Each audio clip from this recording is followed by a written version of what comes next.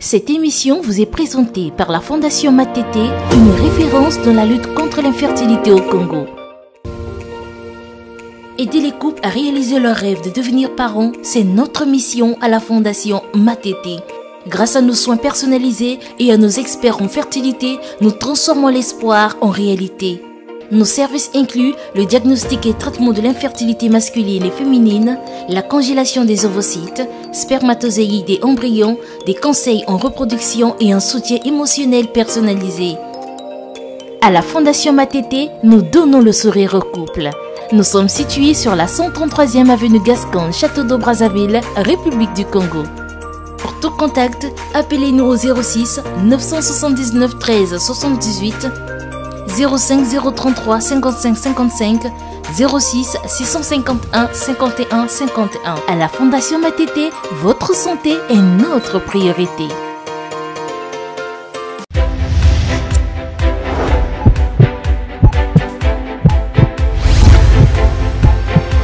Bienvenue sur le plateau de l'émission Urgence Santé consacrée aujourd'hui à l'endométriose, une pathologie pas bien connue de la population et souvent très difficile à vivre au quotidien.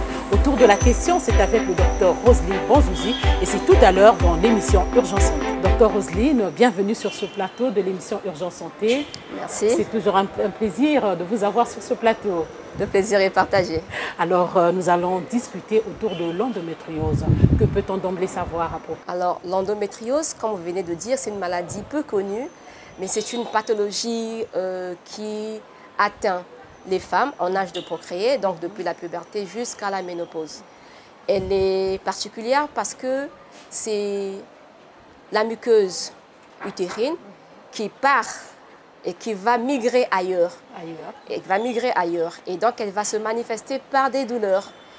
Donc, c'est une maladie de la muqueuse utérine, on va dire, qui s'est déplacée pour aller ailleurs, pour essayer de parler un peu facilement que la population comprenne. Voilà. Et quand vous dites ailleurs, est-ce que ça atteint d'autres organes?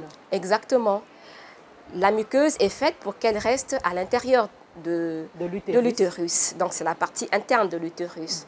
Et finalement, ces cellules migrent. Elles partent de cette muqueuse et peuvent aller se retrouver au niveau des ovaires, parfois plus loin au niveau des poumons. Wow. Voilà. Et on parle alors d'endométriose pulmonaire. Oui, exactement. Alors, on va évoluer, docteur. Est-ce que c'est une maladie grave? Alors, ce qu'on va appeler maladie grave, c'est donc une maladie qui va entraîner vers la mort, d'accord? Telle que les cancers à un certain stade évolué, à un stade avancé, on va dire que c'est une maladie grave. Mais l'endométriose, on ne va pas l'appeler maladie grave, on va plutôt l'appeler maladie complexe. Mais ce n'est pas une maladie qui emmène vers la mort, mais c'est une maladie qui va donner des handicaps. Donc, ce n'est pas une maladie grave, mais complexe. Donc, sa complexité se résume dans le fait qu'elle va conduire à des handicaps, en fait. Oui, quand ce que j'appelle handicap, c'est parce qu'elle va se manifester par des douleurs handicapantes, des douleurs qui vont empêcher la femme de vaquer à ses occupations. Oui, donc elle sera absente au service, elle sera absente à l'école, elle sera absente où besoin y est. Donc c'est ça que j'ai appelé handicap. Mais elle est complexe, la maladie elle est complexe parce qu'elle varie d'une personne à une autre. Chaque entité, chaque personne qui souffre de l'endométriose a sa particularité. Wow. Donc, on ne va pas généraliser. On ne va pas dire que l'endométriose est unique avec la malade. Elle est particulière. Elle est particulière parce qu'elle a des douleurs intenses, tellement intenses qu'elle ne répond pas toujours aux antalgiques habituels. Voilà, c'est ça sa complexité. Alors, en parlant de douleur, vous emboîtez déjà le pas sur les différents symptômes, j'allais dire. Comment se manifeste finalement l'endométriose? Voilà, le maître symptôme, c'est la douleur. C'est la douleur. Et quel genre de douleur? Une douleur une douleur sévère, intense. Elle peut être d'abord pelvienne, une douleur pelvienne pendant les règles, surtout pendant les règles. Mais alors une douleur très intense. J'ai dit tout à l'heure une douleur handicapante. Une douleur qui peut être accompagnée par des vomissements, qui peut empêcher la femme de se mettre debout. Elle ne se met pas debout parce que c'est tellement intense. Et c'est comme je disais tout à l'heure, malheureusement, les antalgiques habituels, parfois n'y répondent pas. On met les antispasmodiques, les antalgiques de premier palier ne répondront pas. les autres symptômes, c'est toujours des douleurs, mais cette fois-ci, des douleurs urinaires à la miction. On va pisser, on a mal. Jusque-là. Oui. Et ça peut être des douleurs à la défécation. On va faire des selles, mais on a mal. C'est douloureux. On va avoir des rapports sexuels, on a mal. Et on a mal. C'est les dyspareunies. Donc, on a mal. Mais ce n'est pas une douleur comme vous pouvez l'imaginer. Elle est très intense. Sur l'échelle des 10, peut-être qu'on arrive à 9 et 10. À 9 et 10. Est-ce qu'il arrive aussi que cela conduise à des troubles digestifs? Par exemple, on peut observer de la diarrhée, la constipation. Tout à l'heure, j'ai parlé des vomissements. Oui, on peut avoir des vomissements, on peut avoir de la diarrhée, on peut avoir de la constipation qui peuvent accompagner ces douleurs-là. Mais c'est surtout pendant la période menstruelle que ça arrive. Pendant la période menstruelle. Surtout. Pas avant, mais c'est... Pendant la période menstruelle, ça peut persister 2 à 3 jours après, mais ça tourne autour des règles. Mais est-ce que cette endométriose peut conduire aussi à un flux abondant des règles? Oui. Est-ce que ça peut se constater? Ça peut se produire. Mais même une femme qui n'a pas d'endométriose, parce que sinon après, la femme va penser que chaque fois qu'elle a un flux important, que c'est l'endométriose. Voilà. Donc on va dire que oui, on trouve un flux important chez les femmes qui ont l'endométriose, mais ça ne veut pas dire que toutes les femmes qui ont un flux important ont de l'endométriose. Alors finalement, quels sont les signes alarmants, les signes qui peuvent directement sensibiliser la dame, attirer son attention? La douleur. Tout à l'heure, je l'ai dit, dans toute son essence, la douleur. Que ce soit les dyspareunies, que ce soit les douleurs à la miction, la douleur à la défécation, mais surtout les douleurs pendant les règles. Et quand ces douleurs ne répondent pas aux médicaments habituels et que ces douleurs sont cycliques, chroniques, il faut être amené à consulter pour qu'on puisse faire le diagnostic de l'endométriose. Avant d'arriver au diagnostic, on va parler des causes. Quelles sont les causes de cette pathologie? Bon, c'est une maladie qui est en train d'être étudiée. Donc, les causes ne sont pas vraiment connues. Mais on pense que certains facteurs pourraient être à l'origine de l'endométriose. Voilà. Donc, parmi lesquels on peut citer les nulligestes, les femmes qui n'ont pas encore eu des grossesses, seront des femmes qui vont avoir de l'endométriose, les femmes qui ont des malformations au niveau des organes génitaux, c'est-à-dire par exemple au niveau du col, s'il y a une sténose, c'est-à-dire que le col n'est pas bien ouvert et que ça va empêcher la sortie facile des menstrues, ça peut être ces femmes qui vont faire de l'endométriose. Les femmes qui ont eu une puberté précoce. Avant 12 ans ou qui ont une ménopause tardive. Peuvent être, ça peut être des facteurs qui favorisent l'endométriose, mais il y a aussi un facteur, on va dire, héréditaire. Quand on a un parent... Docteur, je voudrais revenir sur la ménopause tardive. Quand vous parlez de tardive, c'est-à-dire à quel âge à peu près? On va dire que la ménopause survient en moyenne entre 45 et 50 ans, au plus 55 ans. Mais il y en a des femmes qui, après 55 ans, continuent à avoir des règles. C'est une ménopause qui est tardive. Elle est tardive. Et le tabagisme, est-ce qu'il y a une cause directe avec non, il n'y a pas de cause directe. Il n'y a pas de cause directe avec le tabagisme. Par contre, tout à l'heure, je voulais parler de l'hérédité. Je voulais parler des femmes. De l'hérédité. Oui, oui. Les femmes qui ont des parents au premier degré, qui ont l'endométriose, peuvent aussi avoir de l'endométriose. Mais ce ne sont que des facteurs. Ah oui, il faut préciser, ce ne sont que des facteurs pour que les gens ne pensent pas que chaque fois que j'ai ce facteur, j'aurai l'endométriose. Mais lorsqu'on a ces facteurs-là et qu'on a des douleurs, on consulte pour qu'on recherche l'endométriose. Qui doit-on consulter, docteur? Parce que là aussi, il y a un souci, il y a un problème au niveau de la population. On ne sait pas toujours telle pathologie, où est-ce qu'il faut aller. Qui doit-on consulter dans pareil cas? D'abord, le médecin généraliste. Je pense que c'est le plus proche de la population. On peut poser le problème et le médecin généraliste guidera. Sinon, chez nous, on a la facilité d'aller directement vers le spécialiste. On va directement vers le gynécologue. Et c'est le gynécologue qui fera le diagnostic. Et comment se fait le diagnostic? Bon, et là encore aussi, c'est tout un problème parce que le diagnostic, il n'est pas toujours évident, il n'est pas toujours facile. Et parfois, on le fait autour de 30-40 ans. Déjà que c'est une maladie qui est en phase d'études? On le fait autour de 30-40 ans, mais alors que la douleur peut pouvoir commencer dans le jeune âge, en période pubertaire. Donc c'est pour dire que le diagnostic, il n'est pas toujours évident. Il n'est pas toujours évident. Donc, le diagnostic, il est d'abord, bon, cliniquement, le médecin, il interroge. Ensuite, il examine. Mais c'est l'échographie qui permet de mettre en évidence la maladie lorsqu'elle est visible. Mais encore, il faut souligner que des fois, à la première, deuxième, troisième échographie, on ne voit rien. Et peut-être que c'est la quatrième échographie qui mettra en évidence la maladie. Sinon, la cœlioscopie permet aussi de faire le diagnostic. Et lorsqu'on a des doutes, lorsqu'on suspecte avec tous les facteurs de risque, avec la clinique, on peut être amené à faire une IRM. Et ça permet de faire le diagnostic. Et actuellement, il y a le test salivaire qui est en cours d'expérimentation, mais qui va vraiment nous aider. Au Congo, je n'ai pas encore vu, mais on le sait que ça existe. Je pense que ça va arriver. Que ça va arriver. Le test salivaire, donc on fera un test qu'on met dans la bouche et qui permettra finalement de nous dire que cette patiente a l'endométriose. C'est un soulagement.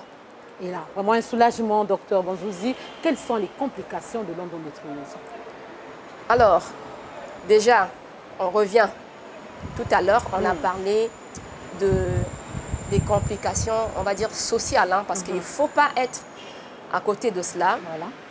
Une personne qui a tout le temps mal, qui est condamnée à être au lit, qui ne peut pas aller au boulot, c'est un grand problème. Qui ne peut pas aller à l'école, c'est un... Effectuer certaines tâches ménagères. Non, ne peut pas.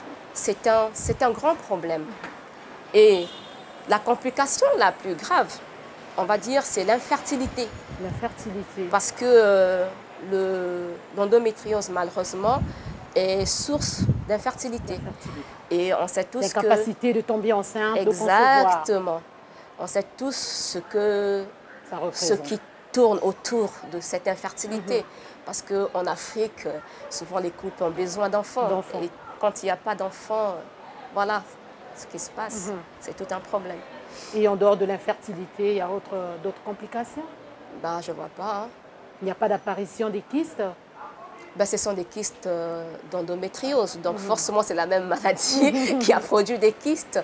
Et donc, avec le traitement, on peut les enlever au stade de kyste, bien sûr. Et donc, il y a un traitement adapté, habilité à cette pathologie? Bon, le traitement, on va dire qu'il a deux volets. Il y a un volet médical et un volet chirurgical.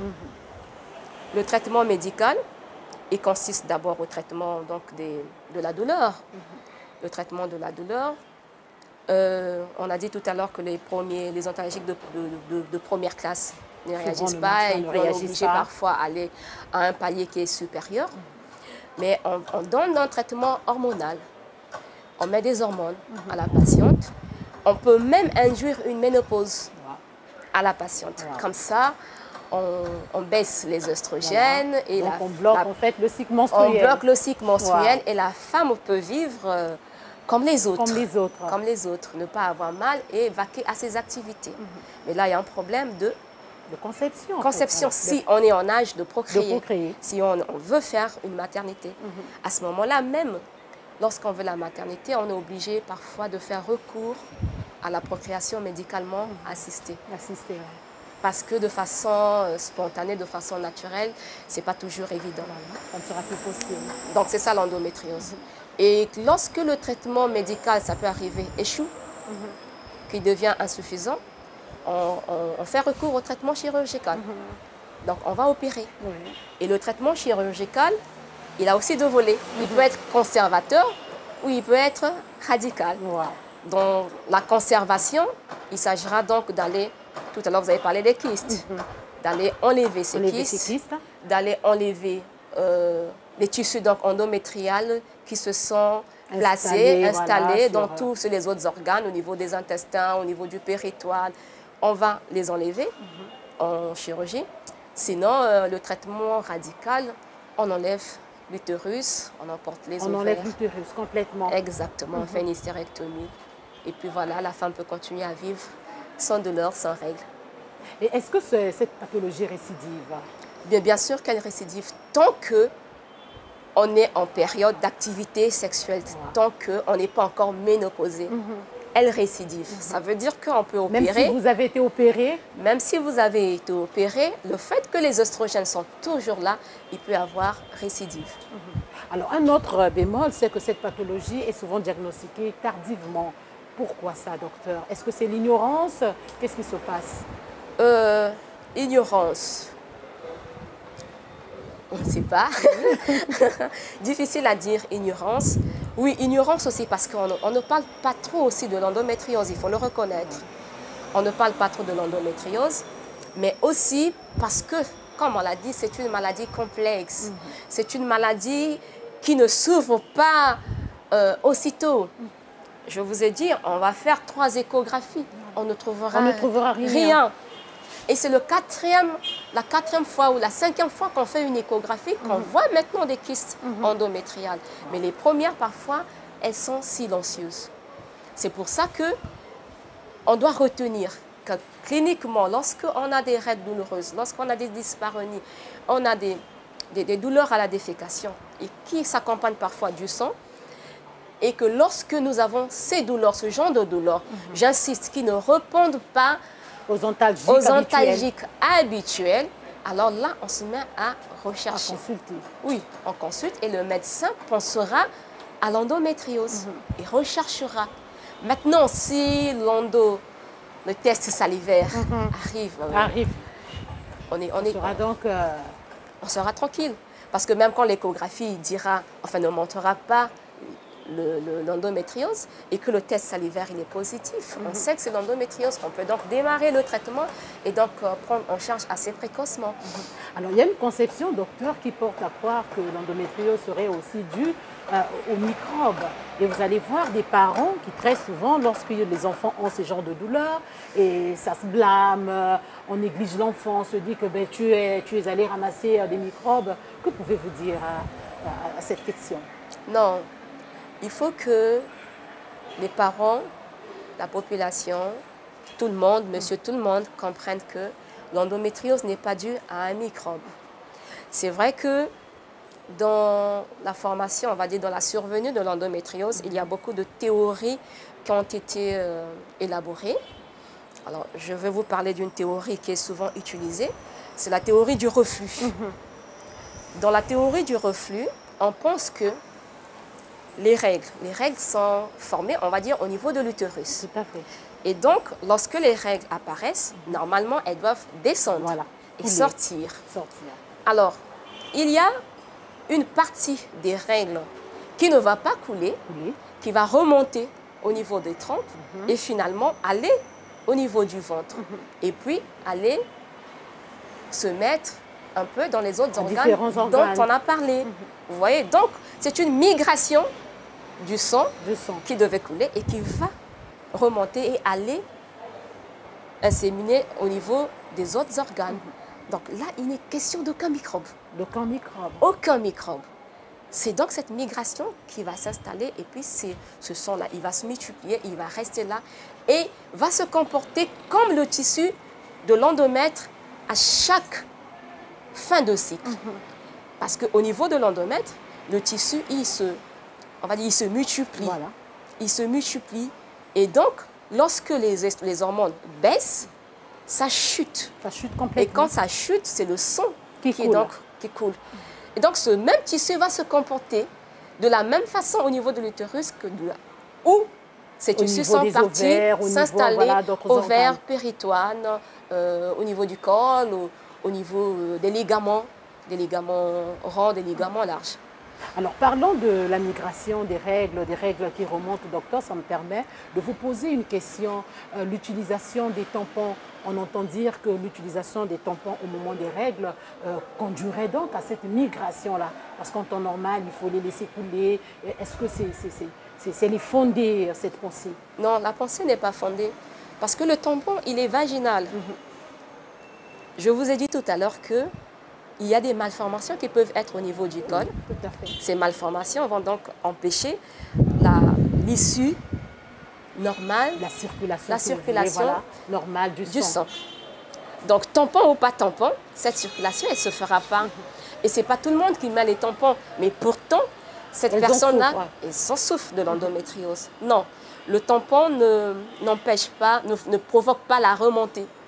Mais il y a que ça arrive. Ça choisit certaines personnes et puis voilà, ça arrive. Le tampon ne peut pas être incriminé. Ne peut pas être incriminé? Non, non, non, on ne va pas incriminer le tampon. Alors, on va faire un lien avec les règles douloureuses. C'est une pathologie aussi. Hein. Beaucoup de gens en souffrent, surtout les jeunes filles. Un mot à propos.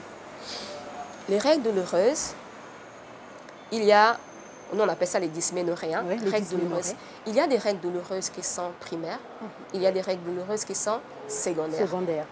On a dit que dans l'endométriose, il y a aussi des règles douloureuses.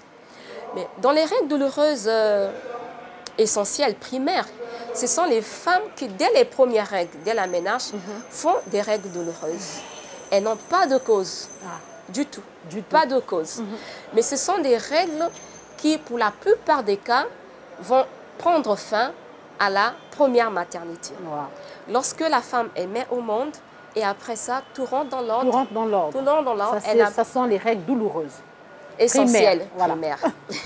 Essentielles, sans cause. Et les règles douloureuses secondaires, ce sont des règles qui surviennent après une certaine période de règles non douloureuses. Et après, elles apparaissent. Elles sont secondaires. Et celles-ci, elles ont des causes. Elles ont des causes. Et ces causes, on peut les retrouver. Et donc, si elle a des causes, ça veut dire que son traitement dépendra de la cause. Voilà.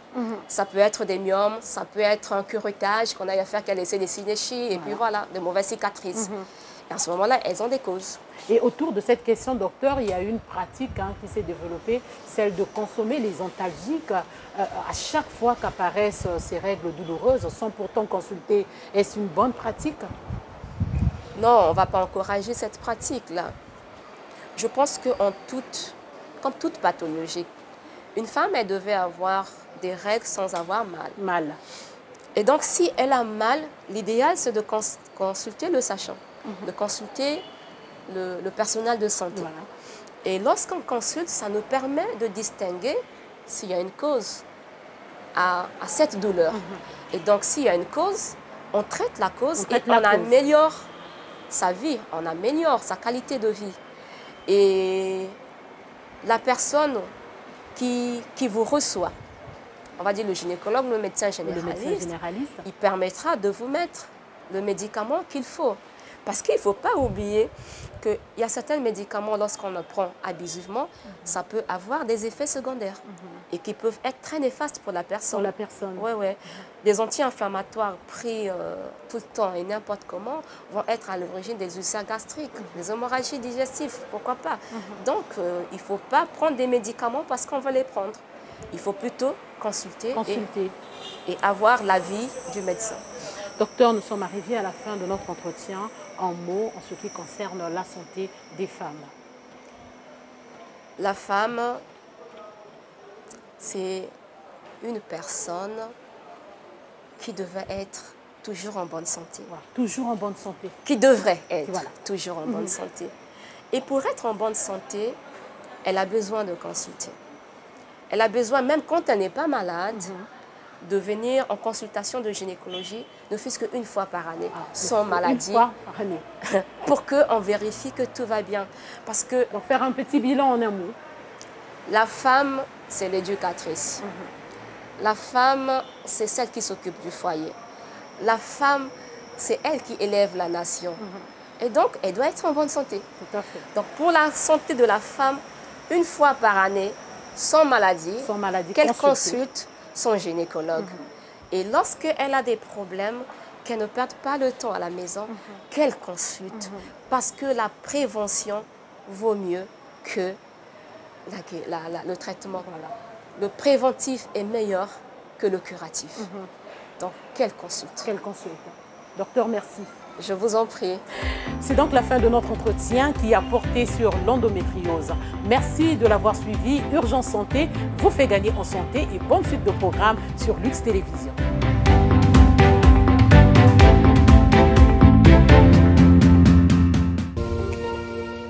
Aider les couples à réaliser leur rêve de devenir parents, c'est notre mission à la Fondation Matete. Grâce à nos soins personnalisés et à nos experts en fertilité, nous transformons l'espoir en réalité. Nos services incluent le diagnostic et traitement de l'infertilité masculine et féminine, la congélation des ovocytes, spermatozoïdes et embryons, des conseils en reproduction et un soutien émotionnel personnalisé. À la Fondation Matete, nous donnons le sourire au couple. Nous sommes situés sur la 133e avenue Gascogne, Château d'Eau, Brazzaville, République du Congo. Pour tout contact, appelez-nous au 06 979 13 78 05 033 55 55 06 651 51 51. À la Fondation Matete, votre santé est notre priorité.